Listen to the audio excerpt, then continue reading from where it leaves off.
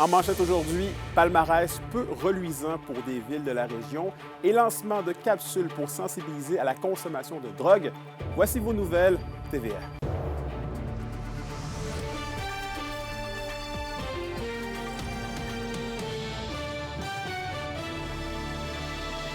Bonjour tout le monde, ici Anthony Dallaire et bienvenue au TVA Nouvelles.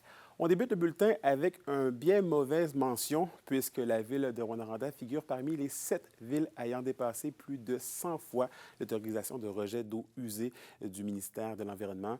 Selon le palmarès de la Fondation Rivière, la municipalité a procédé à 120 déversements de plus que la norme dans la dernière année, oui, ce qui la classe au 4e rang, derrière Saguenay, Quaticook et Thetford Mines. De leur côté, Amos et Val-d'Or ont également surpassé leurs limites. On parle respectivement de 61 et 18 fois pour ce qui est de ces deux endroits. Et dans un autre ordre d'idées, c'est cette semaine que se déroule la Semaine nationale de la sensibilisation aux dépendances. Et ce matin, Roxane, la communauté d'arrimage en dépendance à Rouyn-Noranda, a lancé pour l'occasion des capsules de sensibilisation à la Waxpen.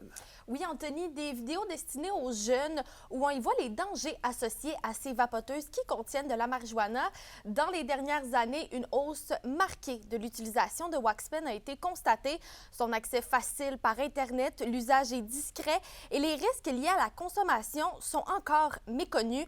Le comité souhaite donc informer, oui, les adolescents, mais aussi leurs parents sur le sujet. On écoute la coordonnatrice par intérim pour le projet Priorité Jeunesse, Kathleen Baldwin. Donc, on voit qu'il y a vraiment une recrudescence là, de la consommation des Waxpan au niveau des adolescents.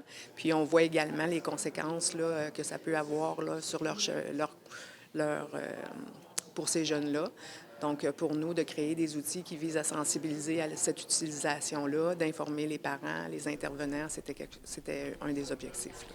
Et Roxane, la campagne ne se limite pas que à l'Abitibi-Témiscamingue. En effet, Anthony, la Sûreté du Québec a approuvé les 2 outils à l'échelle provinciale. Cela signifie que les policiers aux 4 coins du Québec qui œuvrent en prévention et dans le milieu scolaire pourront utiliser ces 2 capsules dans leurs interventions. On écoute un extrait de la vidéo qui est présentée pour les jeunes. Il faut que tu saches que certaines vapoteuses contiennent un concentré de cannabis. Le monde appelle ça la Waxpen. Ben, savais-tu qu'à ton âge, ton cerveau change super vite? Fait que si tu l'exposes à des substances chimiques comme le THC contenu dans le concentré de cannabis, tu altères son fonctionnement, puis ça peut nuire à son développement. Et ça, jusqu'à la mi-vingtaine, parfois même plus longtemps.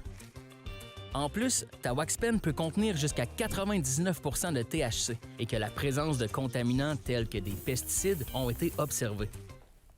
Je vous reviens avec les réactions du chef d'équipe de la Maison des Jeunes et la coordonnatrice locale en police de proximité pour les écoles de Rouyn-Noranda dans mon reportage au TVA 18h. Parfait, merci beaucoup, Roxane. Je vous en prie.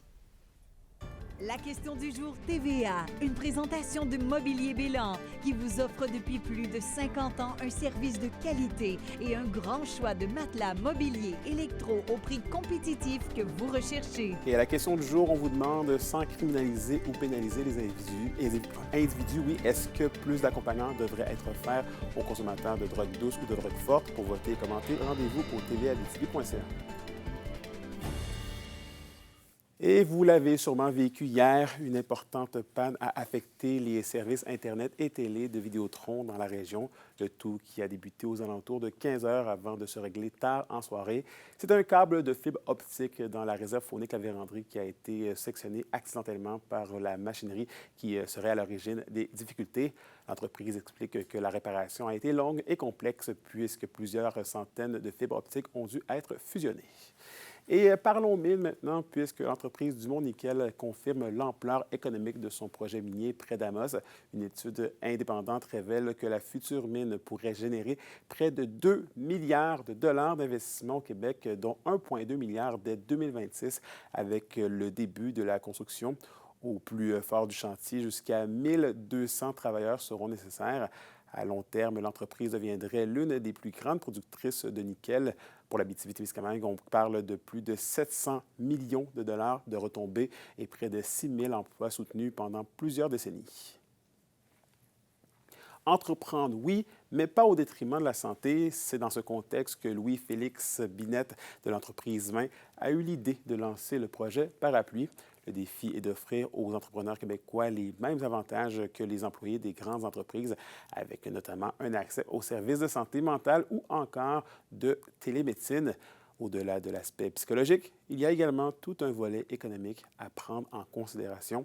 Le projet a été lancé sur une plateforme de sociofinancement québécoise, La Ruche. La campagne a jusqu'à mi-décembre pour atteindre les 25 000 annoncés. Dans le métier d'entrepreneur, il n'y a pas de stabilité d'emploi. Il n'y a pas de stabilité financière, salariale, il n'y a pas une grande prévisibilité, mais il n'y a pas aussi tous les avantages qui viennent avec l'emploi, en particulier les avantages liés aux assurances collectives, aux soins de santé auxquels on peut avoir accès comme employé. Et nous, on s'est dit, bien ça ne devrait pas être un choix. Et ne soyez pas surpris si vous recevez ou entendez une alerte cet après-midi, puisque le système sera déclenché par le ministère de la Sécurité publique dans le cadre d'un test. Il est prévu à 13h55 et sonnera sur votre téléphone cellulaire, à la télévision ainsi qu'à la radio. L'opération se déroulera dans toute la province et territoire. Et reparlons mine maintenant. Selon une étude, les Québécois doutent des bienfaits de cette industrie. Roxane Caillouette nous explique pourquoi. Les Québécois sont les plus sceptiques face à l'industrie minière au Canada. C'est ce que révèle une récente étude menée par la firme Transfert Environnement et Société qui a sondé un peu plus de 4 800 personnes à travers le pays. C'est que oui, il y a des sondages qui existent par rapport à la perception des gens envers le secteur minier. Mais ce qu'on a fait à travers le baromètre, c'était vraiment de donner un peu les ingrédients de cette acceptabilité sociale-là pour qu'après ça, les acteurs, que ce soit le gouvernement, l'industrie, les communautés, puissent se positionner puis améliorer cette acceptabilité dans le but de développer davantage cette industrie-là. Les répondants du Québec ont inscrit en moyenne un niveau d'acceptabilité sociale pour les projets miniers de 3,28 sur 5, soit le plus bas au Canada. Bien, ce qu'on remarque, c'est que l'acceptabilité de l'industrie est quand même présente. Par contre, la confiance envers celle-ci est beaucoup moindre. Puis l'écart entre les deux, ce que ça nous indique, c'est que les gens reconnaissent qu'il y a des retombées économiques, par exemple, de l'industrie. Par contre, ils sont prudents au niveau de la performance sociale et environnementale de l'industrie. Plusieurs facteurs aux yeux de la population expliqueraient cette acceptabilité sociale moindre, comme les impacts environnementaux, de même que les redevances minières qui ne sont pas distribuées équitablement entre les régions et le manque de règles plus rigides face à l'industrie. C'est sûr que, bon, on ne se le cachera pas, au Québec, il y a une mobilisation citoyenne environnementale qui est beaucoup plus importante que dans d'autres provinces. Ça vient jouer pour beaucoup. On a d'importants centres urbains qui sont en retrait des régions minières, fait qu'ils ont une moins grande connaissance ou familiarité, si vous voulez, avec l'industrie. Les pôles médiatiques principaux sont dans le sud de la province aussi, qui vient alimenter tout ça. Donc ça, c'est des facteurs qui expliquent aussi. Le co-auteur de la recherche souhaite que les acteurs de l'industrie se penchent sur la question et dressent des plans d'action pour améliorer l'acceptabilité. Roxane Caillouette, RNC Nouvelles, Rouyn-Noranda. Malgré quelques nuages, c'est du soleil qui domine présentement le ciel de la région. Soyez avec nous au retour pour connaître tous les détails de la météo prévue aujourd'hui.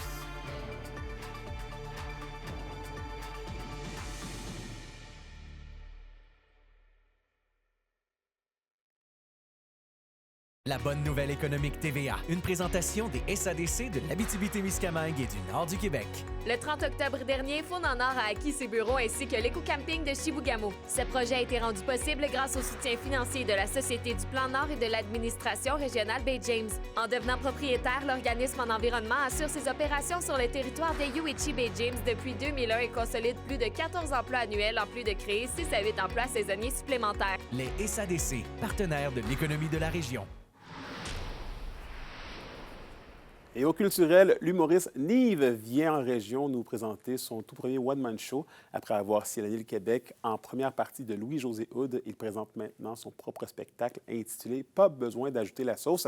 Dans ce spectacle, Nive fait part de ses réflexions, mais il parle aussi avec beaucoup de sensibilité de ses origines multiples et d'intégration. Il est au Théâtre du Cuivre de Rouyn-Noranda ce soir. Il se dirigera vers Amos et Val-d'Or dans les prochains jours. Et parlons mérite et mention maintenant, alors que l'historien Benoît Baudrigourt a été nommé pilier de la culture pour le Gala des Régales 2025.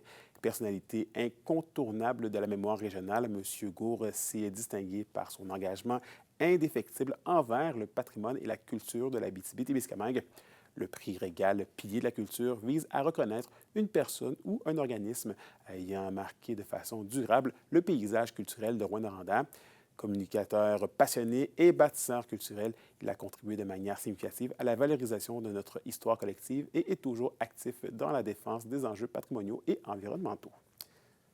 Mais je suis très reconnaissant à la ville de Rouyn-Noranda de m'octroyer ce prix-là de pilier. C'est comme une reconnaissance du travail que j'ai fait dans le domaine de la diffusion des connaissances sur l'histoire de Rouyn-Noranda comme président de la Société d'histoire de Rouyn-Noranda depuis plusieurs années. Donc, c'est une récompense que j'apprécie beaucoup. Puis ça m'incite à continuer à œuvrer en diffusion de connaissances sur notre histoire.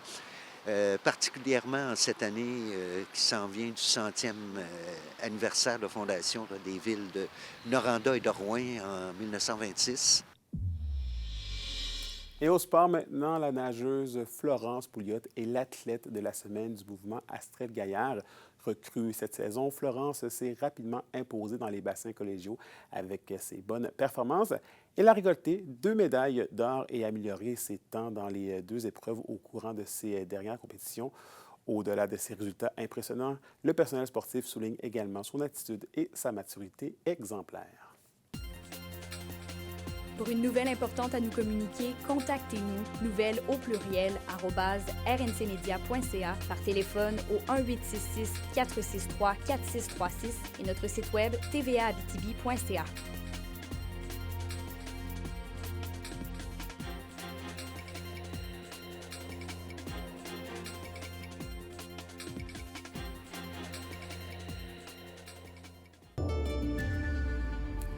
Et à la météo de l'Abitibi-Témiscamingue pour aujourd'hui, on prévoit une alternance de soleil et de nuages pour tous les secteurs. Les maximums oscilleront entre -1 et -2 degrés Celsius. Pour ce soir et cette nuit, le ciel sera partiellement nuageux avec un minimum de -5 pour l'Abitibi et de -7 degrés Celsius pour le Témiscamingue. Et voilà, c'est tout pour nous ce midi. Merci d'avoir été des nôtres. On se retrouve au TV à 18h pour la suite des choses. D'ici là, prenez soin de vous.